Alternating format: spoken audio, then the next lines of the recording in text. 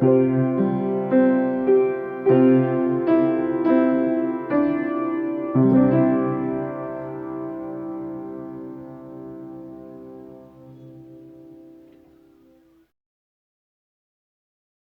주간 안녕하셨습니까? 3월 27일 주일 예배 시작하도록 하겠습니다.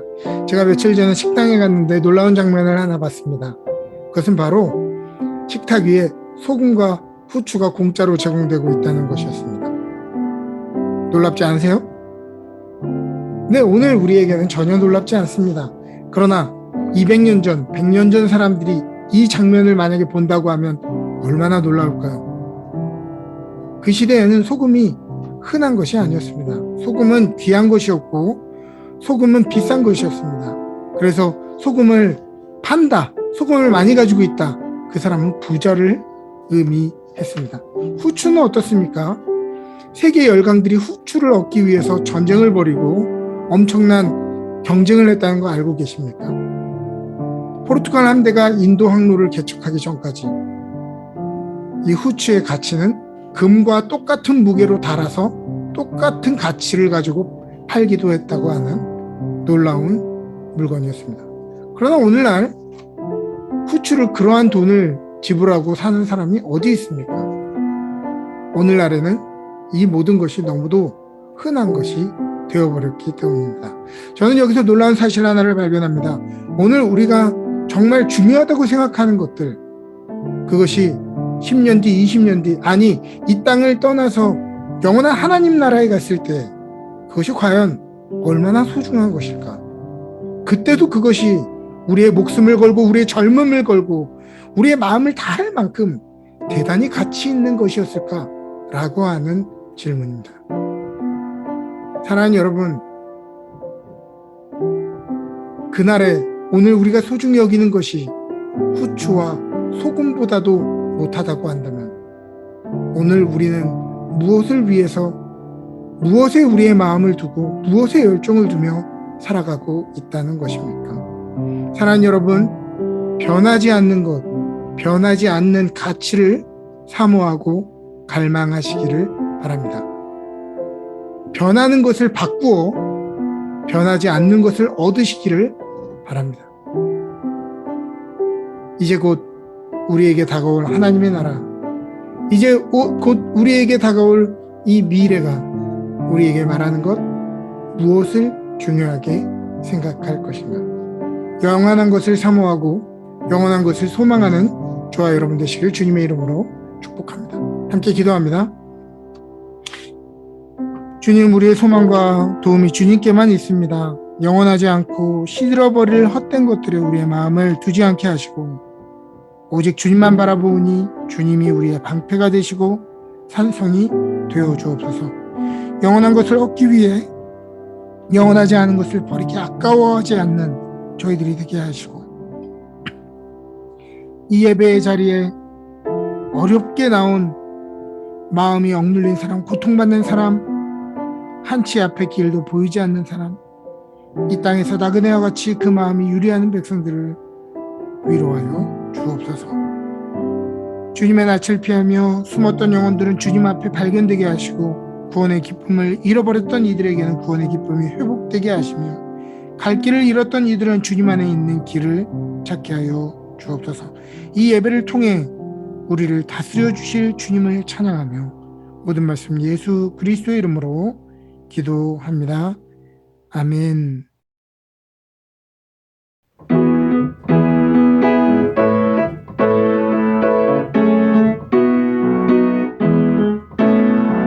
나의 등 뒤에서 나를 도우시는 주, 나의 인생 길에서 지치고 고나여 매일처럼 주저앉고 싶을 때 나를 밀어주시네. 일어나 걸어라, 내가 새 힘을 주리니. 일어나 너 걸어라, 내 너를 도우리. 나의 등 뒤에서 나를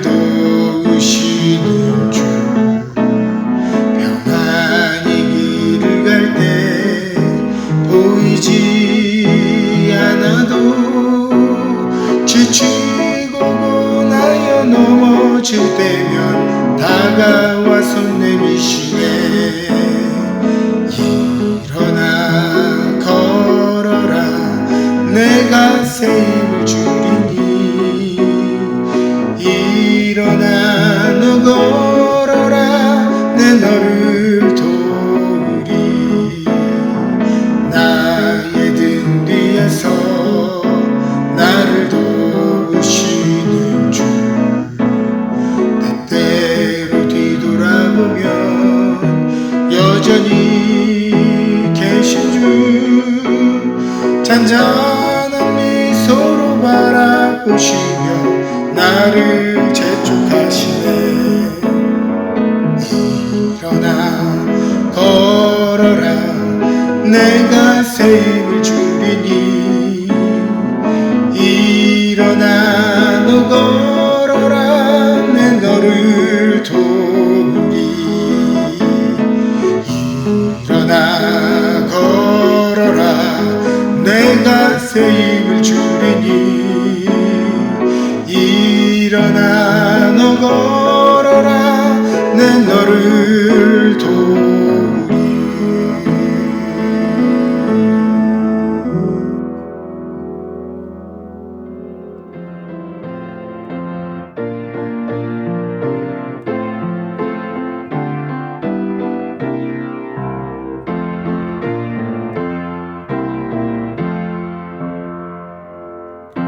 몸의 소망 무언가 우리 주 예수뿐일세.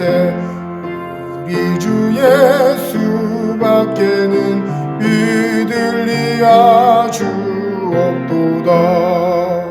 주 나의 반석이시니 그 위에 내가 서리라. 그 위에 내가 서리라. 무섭게 바람 부는 밤 물결이 높이 설렐 때 우리 주 크신 은혜에 소망에 닿칠 줄이라. 주 나의 반석이시니 그 위에 내가 서리라. 그 위에 내가 서리라. 세상에 믿던 모든 것 끊어질 그날 되어도 주의 언약 미사와 내 소망 더욱 크리라. 주 나의 반석이시니 그 위에 내가 서리라. 그 위에 내가 서리라. 바라던 천국 올라가 하나님 앞에 배울 때 주의 의를 힘입어 보였지 바로 서리라. 주 나의 반석이시니 그 위에 내가 서리라. 그 위에 내가 서리라.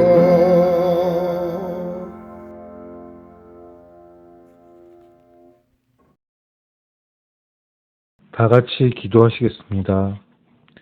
길이요 진리요 생명이 되시는 하나님 아버지, 힘들고 추웠던 겨울이 너무나 길었지만 주님의 큰 사랑으로 그 겨울을 보내고 새 생명의 기운이 넘치는 봄을 맞이하게 하시고 이렇게 귀한 주일 주님을 찾아와 예배드릴 수 있게 해주심에 감사와 찬양, 영광을 올립니다. 주님, 벌써 2022년의 3월의 마지막 주입니다. 비록 아직도 때때로 춥고 눈이 오지만 저희들이 이제는 확실히 봄이 다가옴을 느낄 수 있습니다. 주님, 저희 마음도 아직 코로나나 이민자의 어려움 같은 세상의 시련으로 어려움을 느끼고 있지만 주님이 주신 세상에서 주님의 사랑을 느끼고 감사하며 살아가게 인도하여 주시옵소서.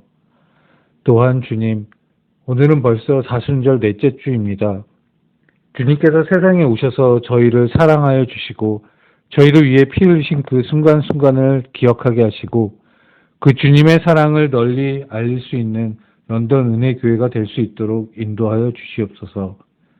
특히 저희들 다짐한 구제헌금을 통해 적지만 주의 사랑을 널리 전파하는데 하나의 미랄이 될 수 있도록 인도하여 주시옵소서. 사랑의 주님, 런던 은혜교회를 기억해 주시길 기도합니다. 많지 않은 수이지만 저희 런던 은혜교회 성도들 주님의 교회를 지켜나가는 청지기가 되게 하여 주시옵소서.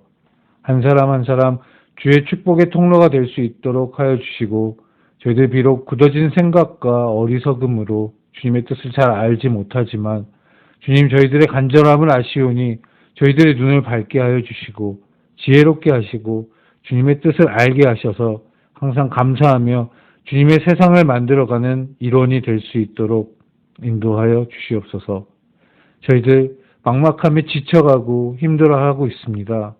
주님밖에 기댈 곳이 없습니다. 주님, 저희들을 안아주시고 인도하여 주시옵소서. 주님, 오늘 예배를 위해 기도합니다. 온전히 주님께 드리는 예배가 되게 하여 주시옵소서. 구별된 귀한 예배가 되게 하여 주시옵소서. 예배드리기 위해 모인 성도들의 귀를 열어주시고 주님께서 주시는 말씀 한마디 한마디가 저희들을 새롭게 하는 귀한 말씀이 될 수 있도록 인도하여 주시옵소서. 특히 말씀 전하는 정삼열 목사님 기억하셔서 그의 삶과 사역에 주님의 능력이 넘쳐나게 하여 주시옵소서.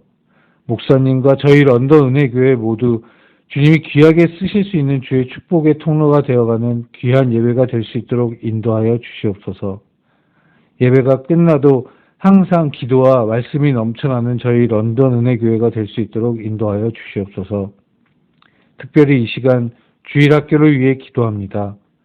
코로나로 인하여 가장 어려움을 많이 겪고 있는 주일학교를 주님께서 기억하여 주시고 다시 사랑스러운 아이들이 모두 함께 할 수 있도록 인도하여 주시옵소서.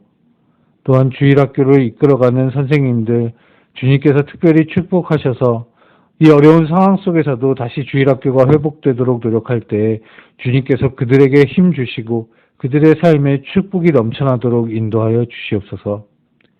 주님, 이 시간 다시 한번 바라오니 주님께 드리는 귀한 예배 되게 하시고 기도와 찬양, 말씀과 사랑이 넘치는 런던 은혜 되도록 인도하여 주시옵소서.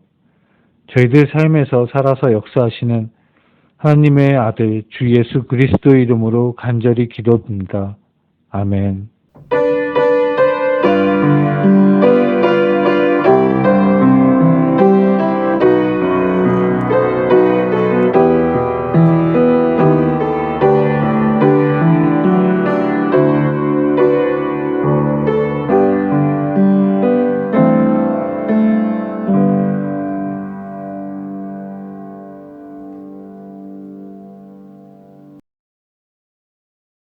오늘 우리에게 주시는 하나님의 말씀은 마태복음 3장 16절에서 17절입니다.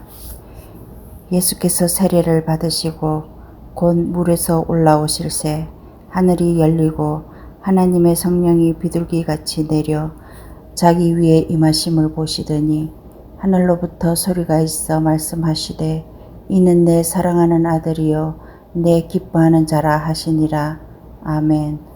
오늘 우리에게 주시는 하나님의 말씀입니다. 오늘은 마태복음 3장 말씀을 가지고 내가 누군지 알아? 라는 제목으로 말씀을 전하도록 하겠습니다. 우리가 영화나 드라마를 보면 자주 등장하는 장면이 있습니다. 많지 않은 승용차 운전자가 음주 측정을 거부하면서 경찰에게 이렇게 얘기합니다. 너 내가 누군지 알아? 또 승무원이 견과류를 그릇에 담지 않고 봉지째 가져오자 소리를 지르며 말합니다. 너 내가 누군지 알아? 정치인이 119 긴급회선에 전화를 걸어 도지사입니다 얘기했는데 소방대원이 인사도 하지 않고 관등성명을 대지도 않고 용건을 물었다는 이유로 너 내가 누군지 알아? 내가 도지사인데 네 상관 바꾸라고 그래. 이 내가 누군지 알아는 내가 어떤 사회적인 지위를 가지고 있는 사람인지 알아? 내가 얼마나 성공한 사람이고 너와 다른 사람인지 알아? 라는 뜻으로 쓰이고 있습니다. 보통 자기는 법이나 사회규칙 따위를 지킬 필요가 없는 특별한 사람이라고 생각하는 화법이겠죠. 알아서 넘어가주고, 알아서 과정을 생략해주고, 알아서 잘 모셔야 되는데 그렇지 않았기에 자존심이 상한 것입니다. 그렇게 이러한 일들이 너무도 일상이 된 시대에 오늘 본문처럼 예수님이 세례 요한에게 세례를 받으셨다는 것은 충격적인 일이 아닐 수 없습니다. 세례 요한은 예수님이 그리스도이신 것을 알아보고 내가 도리어 당신에게 세례를 받아야 할 터인데 왜 나에게 오십니까? 라고 묻습니다. 그렇죠.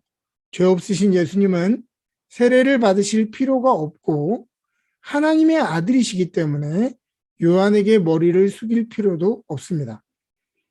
그러나 예수님이 이와 같이 얘기하십니다. 우리가 이렇게 하여 모든 의를 이루는 것이 합당하다. 이렇게 말씀하십니다. 겸손하신 예수님은 스스로 백성들과 같이 되셨음을 나타내시기 위해서 머리를 숙이시고 세례를 받으신 것입니다. 예수님은 사람들의 환호와 섬김 안에서 자신의 권위를 찾지 않으셨습니다. 왜냐하면 예수님은 자신이 누군지 분명히 아셨기 때문입니다. 세례를 받으시고 물 위로 올라오실 때 주님은 하늘이 열리고 성령이 비둘기같이 임하시는 것을 보셨습니다. 또 이어서 하늘로부터 내리는 소리를 들으셨습니다. 이는 내 사랑하는 아들이요 내가 기뻐하는 자라. 그러나 이어서 나오는 4장의 내용은 과연 이 내용이 이어지는 내용인가 의심될 정도로 상반된 내용을 보여줍니다. 하나님의 사랑받는 자녀라면 영광과 존귀, 부와 칭찬과 성공을 이루는 것이 정당할 것 같은데 예수님은 성령에 이끌려 광야로 나가 시험을 받으시는 장면이 나옵니다. 세례를 받을 때 하늘로부터 비둘기처럼 내려왔던 그 성령과 지금 황량한 광야로 끌고 간 이 성령은 같은 분이 맞습니다. 광야는 시간과 방향이 모호한 곳입니다. 또 공허함과 외로움, 불확실함과 염려가 가득 차 있는 곳입니다. 이러한 곳에서 40일이라는 시간을 보냈다라고 하는 것은 예수님이 매우 지치고 약해진 상태였음을 말해주는 것입니다. 이때 예수님이 머무시는 자리에 사탄이 나와 유혹을 하는데 이건 말이 유혹이지 하나같이 예수님의 자존심을 팍팍 긁는 말들입니다. 아니 더 엄밀히 말하면 혹하는 베네핏에 대한 베네핏을 가지고 흔드는 유혹이 아닙니다.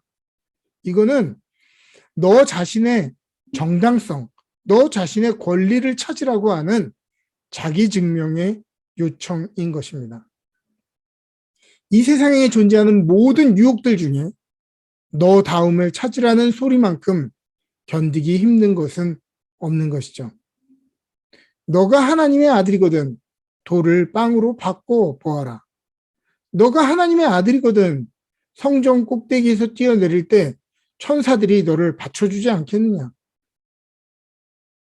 또 십자가 지는 어려운 길 말고 나한테 머리 한 번만 숙이면 이 모든 것을 너에게 주겠다. 내 부탁을 들어주는 대가로 너에게 주는 것이 아니라 하나님의 아들이라면 당연히 받아야 되는 것이라고 이야기하는 것이죠. 이것은 굉장히 다른 것입니다. 그거 하면 내가 너한테 줄게가 아니라 야 너는 그거 할 권리가 있어라고 얘기하는 것이죠. 이것은 정말 어려운 유혹인 것입니다. 어찌 보면 광야와 우리가 살아가는 이민의 현장은 많은 유사점이 있습니다. 광야는 내 계획과 시간표대로 흘러가지 않는 온갖 변수와 척박함이 있는 곳이죠. 이게 맞는 길인지 언제 끝나는 것인지 알 수가 없고 또 모세가 이집트에서는 특별한 사람이었지만 광야에서는 그저 아무도 아닌 노원으로 살아야 했던 것처럼 이것은 우리를 nothing처럼 느껴지게 만들기 쉽습니다. 알다시피 이민 생활을 하고 계시고 이민을 오신 분들의 이야기를 들어보면 하나같이 평범한 사람을 찾아보기가 오히려 힘듭니다. 들어보면 놀랄 만큼 다들 똑똑하고 대단한 이력을 가진 사람들이죠. 그러기에 자존심들도 대단합니다. 똑똑하고 자존심 센 사람들이 모였기 때문에 나를 알아주지 않는 것에 대해 작은 일에도 예민해지기 쉽고 서운해지기 쉬운 것입니다. 우리는 낯선 곳에 와서 생활하다 보니 불편한 언어와 문화 때문에 작은 일에도 어린아이처럼 도움을 필요로 합니다. 한국에서 공부했던 학위와 경력들은 인정이 되지 않기에 다시 처음부터 공부해야 되는 수고스러움을 겪어야 합니다. 한국에서는 다들 한가닥 하는 선생님, 사장님, 사모님 등등이었는데 이곳에 와서 먹고 살기 위해 무슨 일이라도 해야 하다 보면 나도 모르게 어느 순간 자존심에 흠집이 나 있는 우리의 모습을 발견하게 됩니다. 내 삶이 계획대로 진행되지 않고 그 시간이 길어지면 우리는 반드시 이런 질문을 하게 되어 있습니다. 내가 이러려고 여기에 왔나? 이렇게 사는 것은 나답게 살지 못하는 것이야 라고 우리는 생각하게 됩니다. 이때 우리는 우리의 속사람은 상처를 받고 역정을 냅니다. 그리고 우리 스스로에게 이야기하죠. 아니, 내가 누군지 알아? 성경은 다윗이 그가 어린 시절에 기름 부음을 받았다고 이야기합니다. 사람은 외모를 보지만 하나님은 그 마음의 중심을 보셨기 때문이죠. 선지자 사무엘에게 기름 부음을 받았다는 것은 보통 일이 아닙니다. 그가 장차 왕이 이미 실질적인 왕이 되었다는 선포이기 때문이죠. 이러한 예식 이후에 다윗은 골리앗을 쓰러뜨리고 유명해졌고 이제 왕궁에서 승승장구하고 왕위를 물려받을 일만 남았습니다.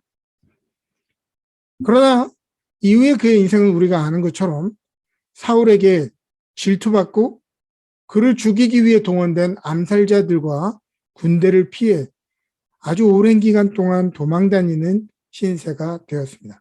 차라리 기름 부음이라도 안 받았으면 평범하게 지냈을 텐데 왜 왕이 될 것도 아닌데 기름을 부어가지고 왜 이 고생을 시키냐 이렇게 생각했을 수도 있겠죠. 어린 소년의 나이에서 그가 30이 될 때까지 그는 대부분의 젊은 시절을 광야에서 쫓기며 도망자로 나그네로 죽음의 공포 속에서 살아가야 했습니다. 그 광야에서 다윗의 정체성은 무엇이었을까요? 이스라엘의 왕이었을까요? 아니면 국가의 반역자? 아니면 사람들에게 잊혀진 도망자였을까요? 만일 우리가 다윗과 같은 상황을 만나게 된다면 우리는 어떻게 반응하게 될까요? 다윗이 자기의 운명을 저주로 여겼다면 요나처럼 자기의 운명을 거절하고 하나님을 원망하면서 도망갔을 것입니다. 그러나 다윗의 이야기에는 그러한 자기 비하와 포기가 보이지 않습니다. 도리어 그는 모든 사람이 낙심하고 실망했을 것 같은 이 광야의 시간에 하나님을 경외하는 예배자의 마음을 훈련했고 겸손을 단련했고 왕의 품위와 리더십을 배웠습니다.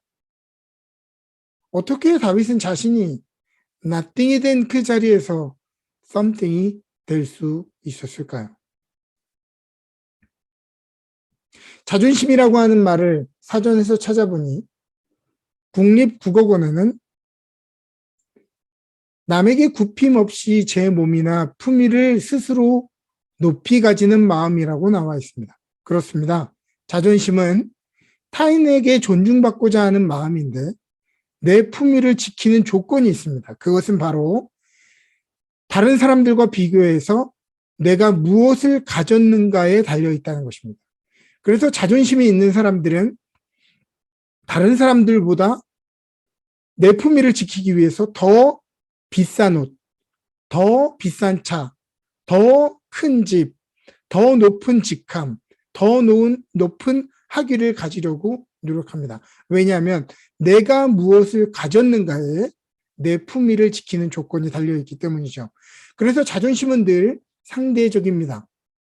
나보다 높은 수준의 사람을 만나면 비참해지기도 하고 또 낮은 수준의 사람을 만나면 언제 그랬냐는 듯 우쭐해지기도 하는 것입니다. 그런데 이어는 한 글자 차이지만 전혀 다른 의미의 단어도 있습니다. 바로 자존감이라는 단어입니다.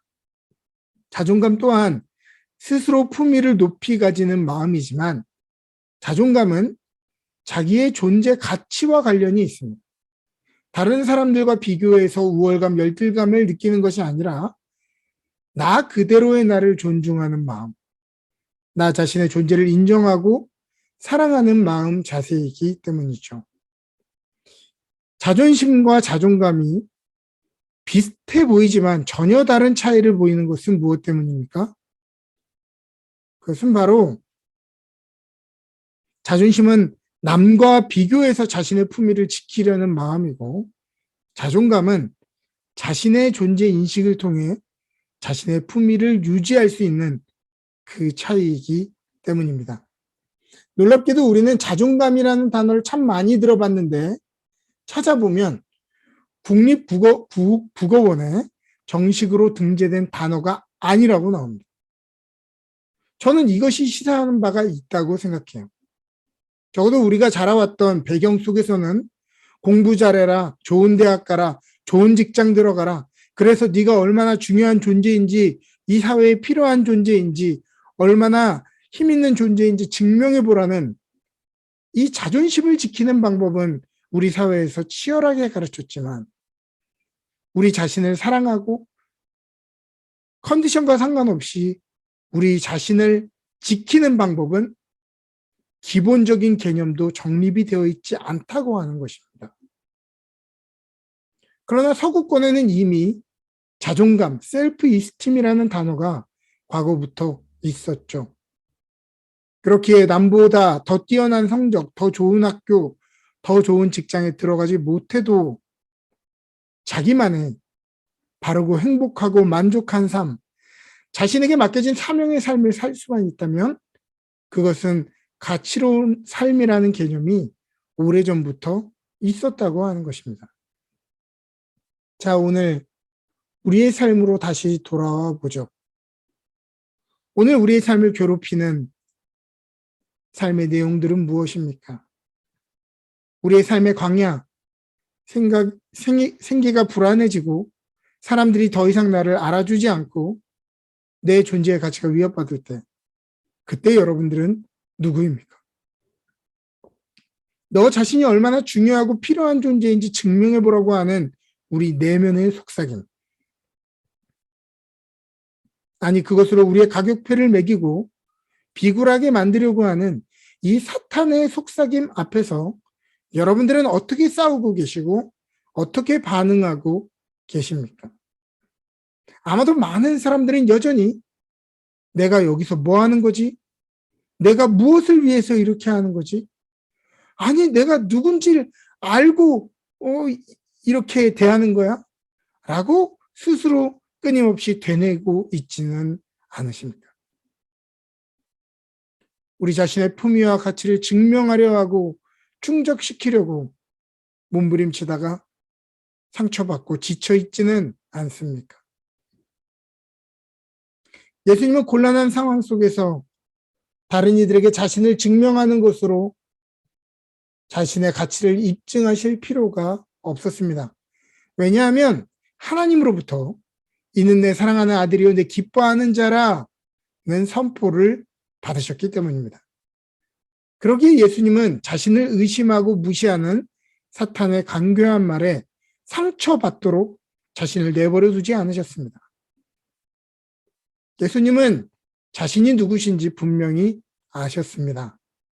그것은 삶이 궁핍하고 배고프다고 해서 인정해주는 사람들이 별로 없다고 해서 바뀌거나 소모되거나 사라지는 것이 아니기 때문이죠. 이는 내가 사람들에게 증명해야 내가 하나님의 사랑하는 아들로서 하나님의 기뻐하는 존재로서 내 가치가 결정되는 것이 아니라 이미 변하지 않는 그 가치를 가지고 있다는 것을 아셨기 때문입니다. 사랑하는 여러분, 오늘 우리에게 필요한 것, 그것은 무엇입니까? 바로 오늘 우리를 향하신 하나님의 사랑의 선포를 계속해서 보고 듣는 것입니다. 혹시 오늘 힘들고 어려운 시간을 보내는 분이 있습니까? 그렇다면 잠잠히 우리를 향해 사랑과 격려의 말씀을 하시는 주님의 음성을 들으시기를 바랍니다. 여러분 스스로에게 이렇게 말씀하시기 바랍니다. 우리의 삶이 고통이 다가오고 외로움과 또 우리의 자신의 가치가 정말 바닥에 떨어진 것 같이 느낄 때 이렇게 대답하십시오. 내가 누군지 알아?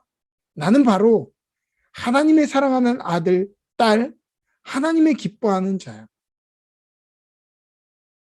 그리고 그것을 다시 한번 확인시켜 주시는 하나님의 음성 속에서 몇 번이고 다시 힘을 얻으시기를 바랍니다. 오늘 다른 사람들의 평가와 오늘 삶의 결과물들로 가치가 오르락 내리락 하는 것이 아니라 우리는 하나님 앞에서 가치를 매길 수 없는 존재임을 기억하시기 바랍니다. 사순절 기간입니다. 본디 하나님이시지만 우리에게 본이 되기 위해 걸어가셨던 그 예수님의 삶과 정신을 뒤따라가며 예수님에게 임하셨던 그 위로, 예수님에게 임하셨던 그 승리가 오늘 우리 모두에게도 경험되어지기를 주님의 이름으로 축복합니다. 아멘.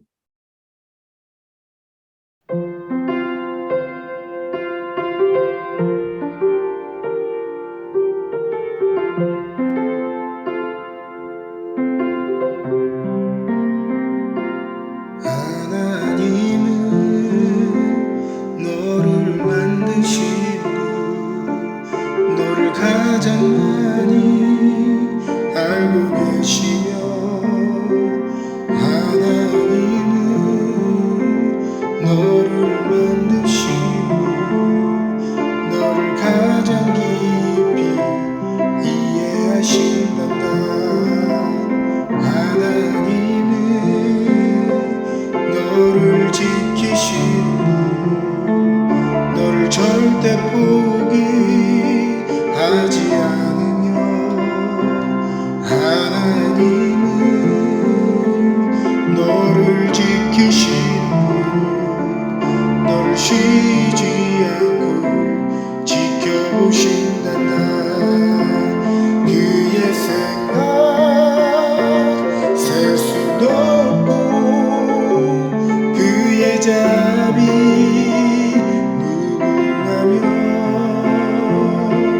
그의 성실 날마다 새롭고 그의 사랑 끝이 없단다.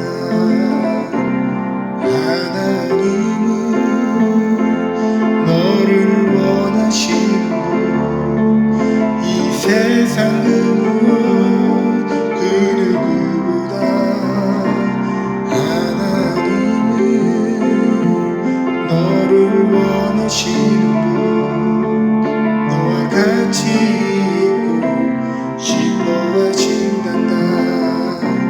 하나님은 너를 인도하는 분, 광야에서도 폭풍 중에도 하나님은 너를 인도하는 분, 푸른 초장으로 인도하신단다. 그의 생각 셀 순 없고 그의 자비 무궁하며 그의 성실 날마다 새롭고 그의 사랑 끝이 없단다. 그의 성실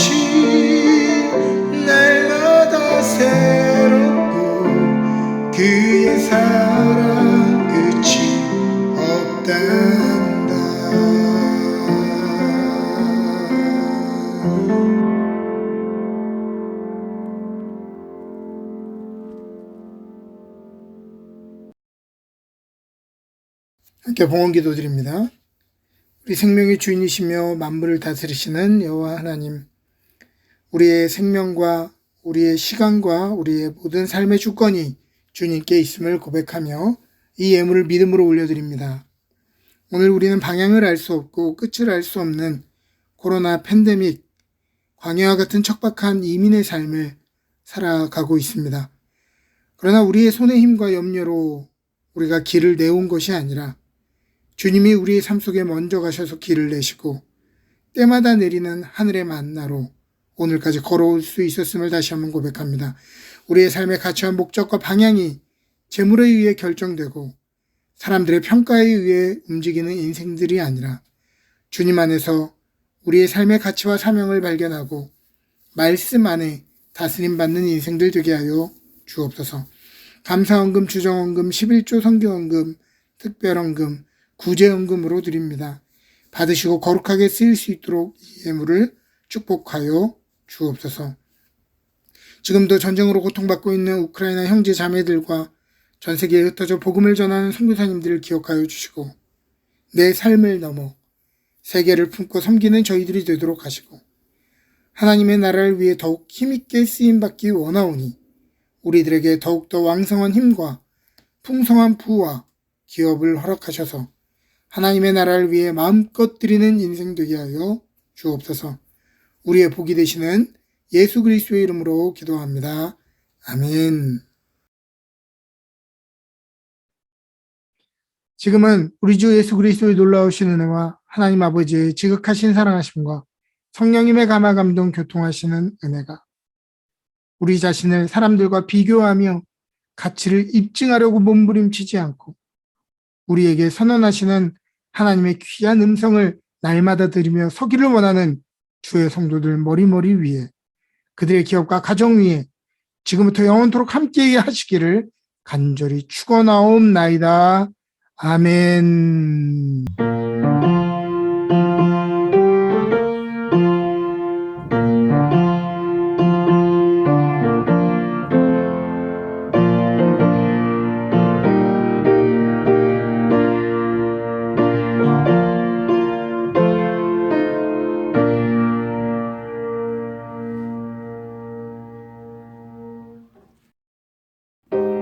광고 말씀드리도록 하겠습니다. 우리가 사순절 기간 동안 금식하면서 또 우리가 헌금을 모으자고 했는데요. 모여진 헌금은 우크라이나 전쟁 난민을 위한 구제 헌금으로 보내려고 합니다. 여러분들 헌금 봉투에 구제 헌금이라고 쓰시고 헌금 보내주시기를 바라고요. 더 많은 분들이 이 헌금에 동참해 주셨으면 합니다. 아직까지 헌금 영수증 받지 못하신 분들 신청해 주시기를 바라고 재정부장님 통해서 신청해 주시기 바랍니다. 한 주간 건강하게 지내시고 하나님의 풍성한 은혜가 여러분과 여러분들 가정에 함께 하시기를 바랍니다.